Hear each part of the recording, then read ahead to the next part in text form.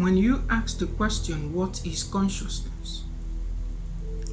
Consciousness is only an inquiry into the deeper learnings of life. That which is deeper than the depth science can go, that which is deeper than the depth religion can go, and that which is deeper than the depth philosophy can go. Consciousness is not physical, it is divine. It is a reference to the source from whence all life emanates, all creations emanates. It has nothing to do with your mental brain or your heart or your physical learnings of a profession. No. Consciousness is away from the earthly reality. It is the very source from whence life emanates, from whence inspiration is drawn, from whence creation expresses itself in diverse forms, shapes, and manner.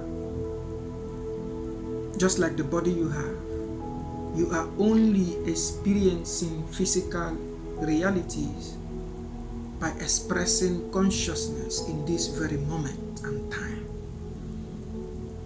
Consciousness is a higher level of knowing beyond that which you know as a human being. Just like the same way a robot is programmed, the physical appearance of the robot is not the very essence of the robot's actions and activities. The very programming essence of the robot activity is outside the robot. The computer that programmed it can be controlled from outside. It reflects from its physical activities. It can be given instructions from outside programming, but it is receptive because of the components of its making.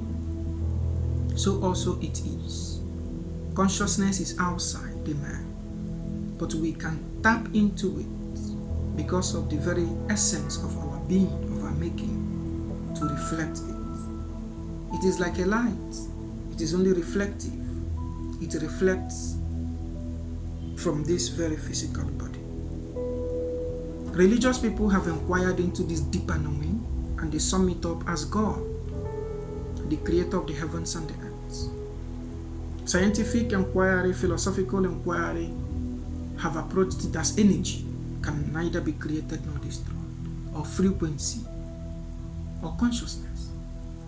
These are all human approach to solve and to know the deeper things beyond physical realities in life.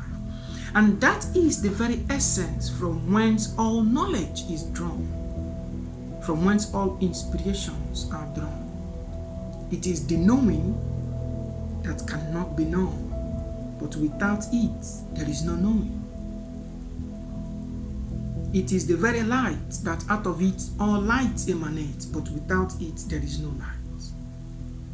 It has no definition, no matter what you want to do. You can never, by any human approach of mental interpretation, define divinity. Language in itself is a limitation of what consciousness is. It is what it is. A perfect example is the encounter of Moses in the scriptures when he said, God said, I am that I am. This is fact, you should understand it. It is what it is. You cannot know. You cannot decipher it. You cannot name it. You cannot label it. The problem of humanity is that we have a nature of labeling, nature of branding. We want to name it as something. It is a deeper knowing that cannot be known, but without which there is no knowing at all. It is what it is. The only thing we can do in our lifetime is only to express the divine, to express consciousness in this very reality, within the capacities to which we can, while we are still in this mortal body. 2,000 years back, it will be completely cynical for anybody to think that you will make a phone call from wherever you are and connect to somebody. 2,000 years back, that technology was never conceived. It was not known, it was not mentioned. The people within that era only knew things within that level of knowing. Then today, we have advanced in knowing. And that is not the ultimate knowing. 1,000 years from today, there will also be knowing that are completely different from what we know today. A higher one. But knowing does not end. Consciousness doesn't end. It is ever. It is beyond time and space. So you can only know the level to which is revealed to you. You can only express to the capacity from that which you draw from the divine, from the consciousness. Ever knowing. So only if you are attuned to it, then you will know.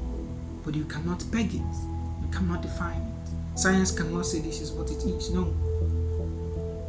That is responsible for all the occurrences that science cannot explain, the phenomena that philosophy cannot crack. That is where the real knowing is. That's why I said man is two in one, on a literal plane, so you can understand. You've got your spirit and you've got your flesh. No matter what you do, you can never interpret the spiritual things of life using your mental, psychic abilities of thought and reasoning. Not till you attune to the very frequencies on which the divine is expressed in this physical reality through your body, you will never know. There are doors that will never be opened, paths that would never be revealed to you. That is why the greatest of your knowledge, mentally and psychic ability, is only but a fragment, unidentical fragment within the scale of knowing, within the scale of consciousness and the divine. All you can do is to attune to it by your own capacity. Receive that which is meant for you, and that's all you have.